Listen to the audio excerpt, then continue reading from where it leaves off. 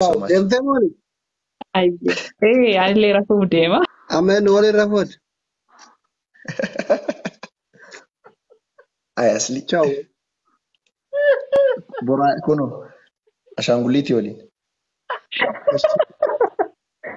Wah. Nagaan Aslitti. abdaa. Maal miira keessa galte bannaati. Mooneet eenyu faana bulteette maali? Bro. Mata intalli filmeetawii nama qorannoo akka kana biyya keessa jira. Inda. Wanti wante wanti adeemamte akkana Brother. Simmeetii keessa galtee? jechuun hin bareeddu. Hin bareeddi garuu ani ifate laalammaa karoorfannee itti qophoofnee mooneet nama boossisuu malee ofii isheetiin maaliif akka hin boonye gaafachuu qabna. Booyuu qabdi. Boo'uu qabdi, boossisuu qabna. balaan buute mooneet gaazexeessituu dhiira jaalala isaanii gaafachuudhaan boochisaa turte boochifna jedhanii kunoo haala kanaan boohaatiniin jiran ani badegaa anumaa salphate yaa badanaman. Asli akkas taatee dhiiroo moonetii mitiita moonet caaltuu osoo dhuftee ta aljaziira irra hojjettu osoo dhuftee ani hin bu'u jee asliin kakataa ture irraan tana kunoogaa akkasitti gaa waan hiccitii himee gaa bu'aa jira gaa bismillaahi. Booyaadha beektan. Boyin sooftii fudhadhu. Bo'uun hin barbaachisu akka meree ilmi dhiiraa hin boyin. Dhiigaa moonet akkasi boochiftee gurbaa keenya. Ay. Amma Itti cabsi. jechuun ati haasoftu iyyuu immoo akkuma aannanii nama qabbaneessu. Ati seenaa asu. Na jaalataa jirti turillee. Ayyee baay'ee nama qabbaneessa.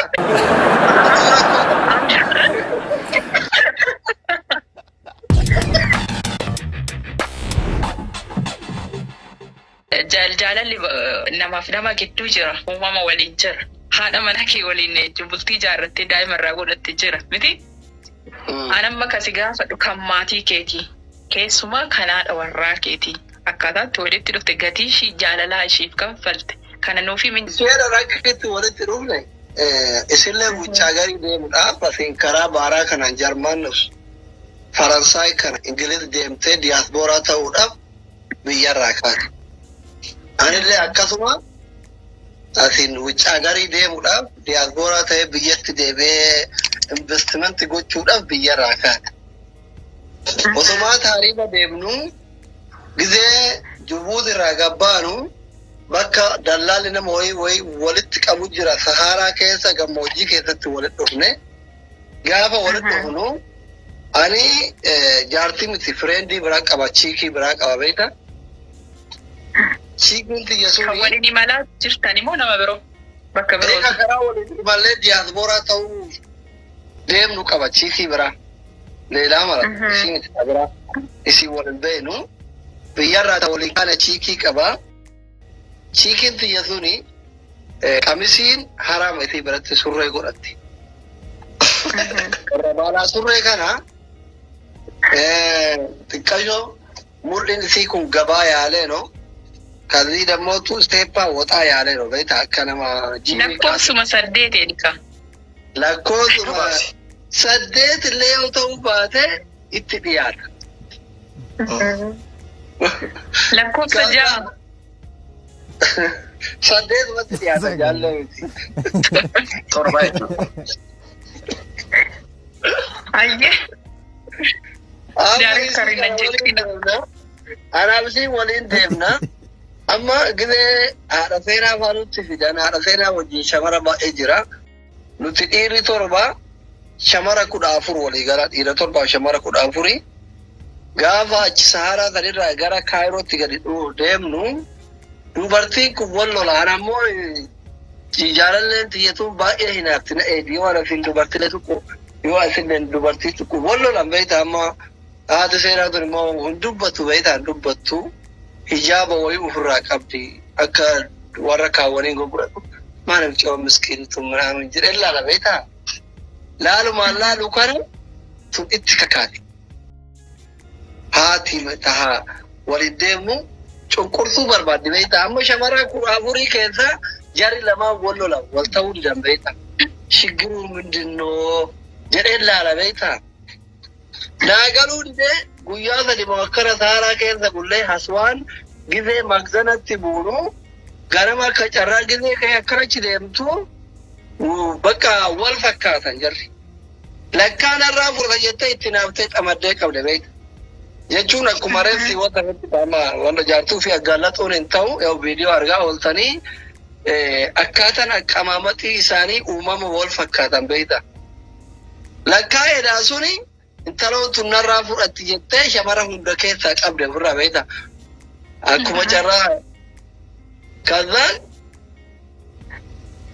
mana dallaalaa kan guyyaa 2-3 oollee isinlee mucaa biyyaa tokko jira dhuftee nu wajjin nyaatti waliin dubbisan wal lolanii kaanee achirraa af dhufne isin obboleettii asii qabdi obboleettii ofii bira dhaqxe obboleettii guddoo jira.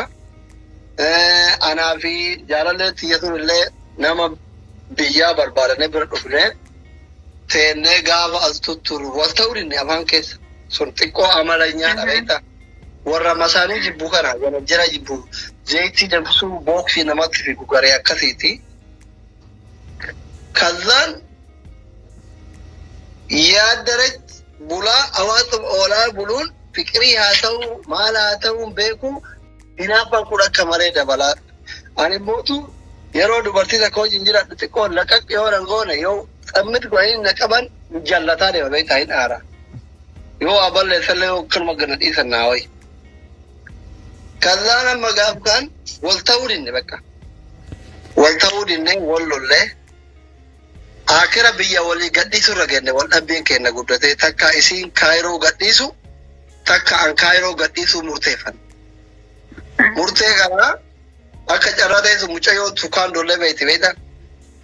Tukaan doogitee anamma akka jaartii tumanitti tuma jedhu ol uttaaltee mana keessa deemtee akkana goggodhatte. Ani ke qotee bulaadhaa baadiyyaa dhufee ilmoo baadiyyaati sodaadha beektaa. Kazaan akira isiin akka carraa ta'e. Har'a ilkaan irraa cabsiti boru ija daballeessiti.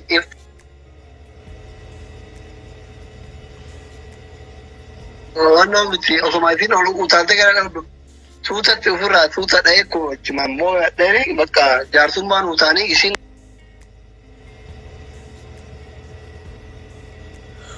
natti aartee deemte.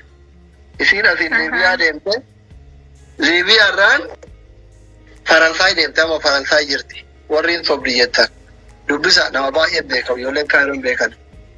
Faransaay deemte isin Liibiyaa deemte Liibiyaarraan Faransaay deemte anasumatti hafee haadha seenaa duraanuma wal beekne wajjin dhufnee miire lakkoofsa guyyaa 2-3 wal argine na dhoogattee guyyaa kaan isiin deemtee akkana onnoo jennu isii dalagarraa dhufaa jirtu. Bakka rutee nu cinaa galan beektaa manni obboleettiisi nagaa mattee akkana tura jennaan jaa haati manaa keenya qabdan jennaan wallollee deemne ilala amma kun dhuguma wallollee bara asiin Liibiyaa deemtee jedheeni ka duraan nagaa ima daftee nagaafattee na bira tartu sirriitti nagaafattee anji.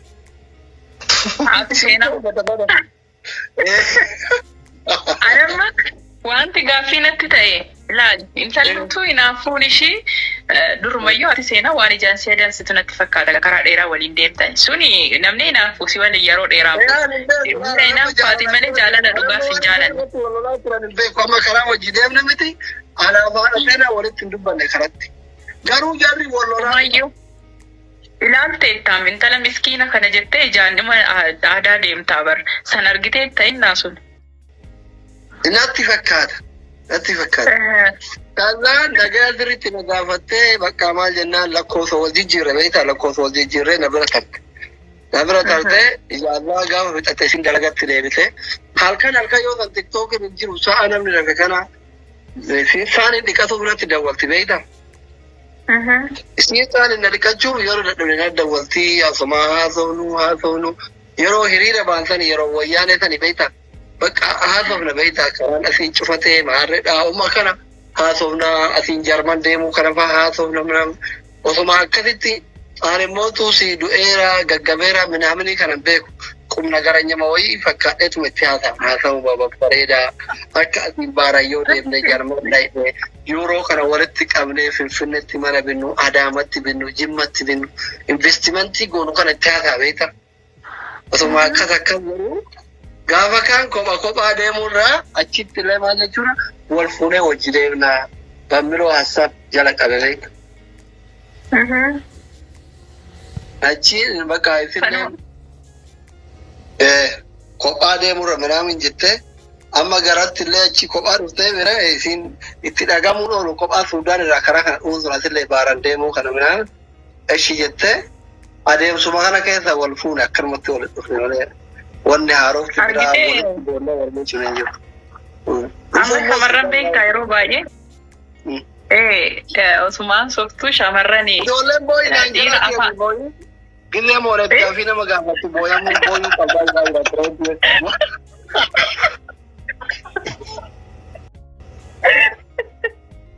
Jedhika. Jaalala dhugaamii booyi. Hai. Amma wani nama boochisuu yoo jiraate garuu wani nama boochisuu. itti qophaa'ee nuti softiin jiraan jiru. Amma jaalala anaaf haadha seenaa kana keessatti wani nama boochisuu yoo jiraate doktorii amma addunyaan guutuun ittiin na waamtu kana isitu naa baara. Halkan gidee isiin dadhabdee waliin haasofnu dadhabbiin narraa galee ati doktoriidha bar minaamin naan jetti gaafa jaalala keessa seente. Ati doktorii kooti minaamin naan jetti osuma isiin doktor minaamin naan jettu akka kan dhuunfatti natti baafatte isiin step by step suutaan amma ol ba'ee addunyaa guutuu wal ga'e dhugaa dubbachuuf yoo ta'e doktorii kana amma namni dhagaa bu'uuraa kaa'ee halkan qixxee gidee dalaydu halkan dalaydi beeyta araba namani bira dalaydi araboonni isii guyyaa rafaa olanii halkan isaanii guyyaadha.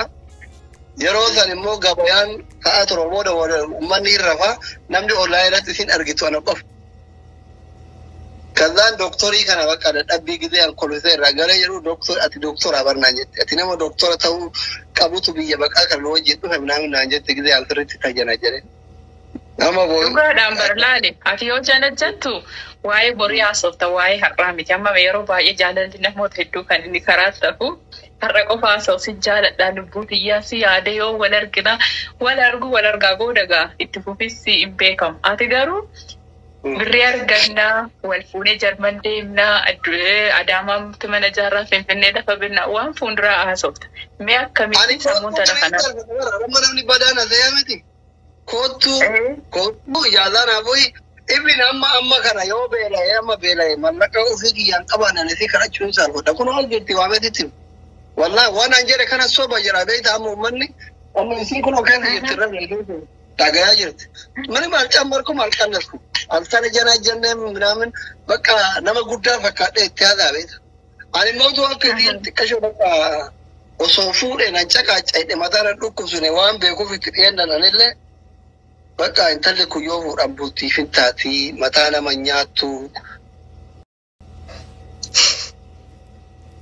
Waan jedhu anillee keessatti argina biyyarraa wajji dhufne asaga jiru yeroo baatii bakka isaan mana isaa obboleettii isii dura mucaa ganda kiyyaatu mana rifeensaa qaban achi ta'e nasaa illee jiru.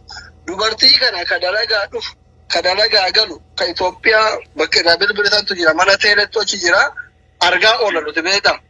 Adeemsa jaraa kana ka akkana godhatu yegilli yemangisti ka jedhu ka akka farda gaarii deemu ka suuta lafa qabee deemu kana laallamee tinki godhaa jirraame. Jara baay'ee kana keessa waan jedhu waan akkasiitu ture. Kanuma booyuu ka'e sooftiin hin jiru. Garaa nama nyaata amma akkami beekte namni baramaa yookiin maal jedhan Saharaa diizarti jedhan achi keessa waliin deemuu jechuun dhuguma. Namoonni jaalalli yeroo karaa waliin deemtu amala namaa obsa ishii naamusa qabeetti ta'uu ishii waan baay'ee argiteetti. Garuu ati amma erga waliin akka doktoraatti ishii tajaajilu eegaltee gaaffii jaalalaa garuu eenyutu jalqaba dhiyeessa amma isa. Gaaffii jaalalaa isa sirrii wal fuunaan si jaaladheeraa kan jedhu ishee biraa dhufe moo si biraa dhufe? Ana. Situ gaafate. Ana gaafate. Amma yeroo biyya hambaa jiranii waa baay'ee ilaalu. Ishiinis egaa si argiteetti haatu yaalaa turtee dadhabbii ishii yeroo ishii mukooftu mukii baastaa. Jechuun ati haasoftu iyyuu immoo akkuma aannanii nama qabbaneessu. Ati seenaa asu. Na jaalataa jirti turillee ayyee baay'ee nama qabbaneessaa. Atuu rakkoo qabda. Hangaaddeessituudhaan ogummaa kootiin dhimma bahee si gaafachaa jira. Yeroo baay'ee amma yeroo haasoftu wanta namoonni si jala ta'anii koomenti godhannan argaan jecha maan dubbattu amman arge keessatti. Gaafa aarteedhati kan dhukkeerraa kaastu ni beeka. Amma gaadha seenaa wajjin daa'ima godhatanii jirtanii adeemsi Jarman maal ta'e mee amma Adaama akkuma jettan sana lafa bittanii Finfinneedhaa biyya keessatti gaafa lama ta'an immoo beektaa miti reemni dabalamaa deema. Atis nama kaayyooti waa fuuldura aasofta. Ishiinis immoo jabinati waan fuulduratti aasoftu kana ilaaltee qalbii ishii buute. Midhaan bishaan keessan tokkuma amma isheen hinaaftu deemteetti. Bakkeeree ishii deemteetti amma si waliin jirtu jaalalli keessan amma laadagaa fakkeenya guddaadha dhugaa dubbachuudhaaf egaa asiinis haasofta akka carraa ta'arra walitti dhufnuyyuu fakkeenyummaa qaba ijoolleen nattaasa'anii jiru dhugaa nama aarsaa kaffaleedha biyyarraa kaasee ammas biyya kana dhufutti waan baay'ee ta'eera jedhu gaatii yeroo keenya waan gabaabsitee waan ijoo kaaste malee achi keessatti mudannoo hedduudha kan jiru. Amma akkam ta'e egaa adeemsi Jarman kun indeemna jettan kun akkam ta'e gaafa amma booyaadha beektan Boyin sooftii fudhadhu boon hin barbaachisu gaa akka meree ilmi dhiiraa hin boyin anayyuu boochisu. Jarman deemna wanti koin gaafadha. Adeemsi Jarman akkam ta'e gaafa Jarman deemna daanuma kan filfuudhin dho.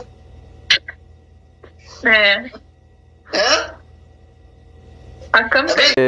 Adeemsi Jarman akki ta'e isaa akkam ta'e boo seenaa dhalate adeemsi Jarman akkasii badee deebisaan kanuma waan biraan jiru. Ani ka jedhu haasannumti akkatti mi'aawu kaasii dhaamuun akka minna dabri gaafii jettu na dhaga'ama.